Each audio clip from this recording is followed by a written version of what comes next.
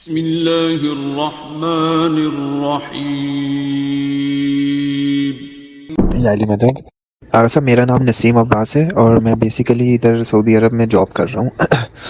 تو اگر صاحب مجھے یہ پوچھنا تھا کہ یہاں پہ جتنا چکن وغیرہ آتا ہے یا بیف یا مٹن جو بھی ہے وہ سارا فروزن کا آتا ہے اور مشین سے ذبح ہوتا ہے فیکٹری میں، کیونکہ ہاتھ سے ذبح ہوتا ہوا میں نے یہاں پوچھا بھی ہے اور دیکھا بھی ہے کہ یہاں کہیں پہ نظر نہیں آیا جیسے ہمارے پاکستان میں ہوتا ہے۔ تو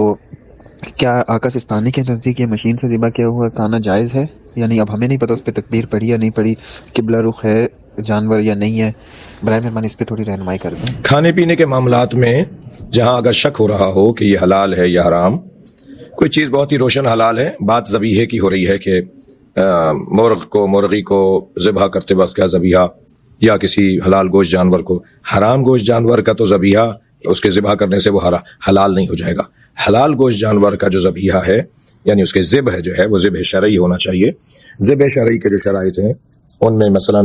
مسلمان اسے ذبح کر رہا ہو، قبلہ رخ ہو اور لوہے کی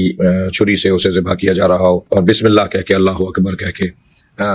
جو ہے وہ بسم اللہ پڑھ کر اسے ذبح کیا جائے اور اللہ کا نام لے کے ذبح کیا جائے، یہ شرائط جو جانور کے ہیں۔ اب اگر شک ہو رہا ہے کہ یہ سارے شرائط پر عمل ہوا یا نہیں ہوا تو پھر ایسا جو ماحول ہے کہ پتہ نہیں ہے کہ یہ کیا ہو رہا ہے، کیسے ہو رہا ہے، تو سوق المسلم جو ایک قاعدہ فقہی ہے اس کے مطابق اگر کسی مسلمان بازار سے آپ نے ایسی چیز خریدی ہے کہ جو حلال گوشت ہے، اب آپ کو اس کے شرائط میں شک ہو رہا ہے تو اسے حلال سمجھیں گے اور آپ اس کو استعمال کر سکتے ہیں شرعی طور پر۔ البتہ الاحتیاط و سبیل النجات،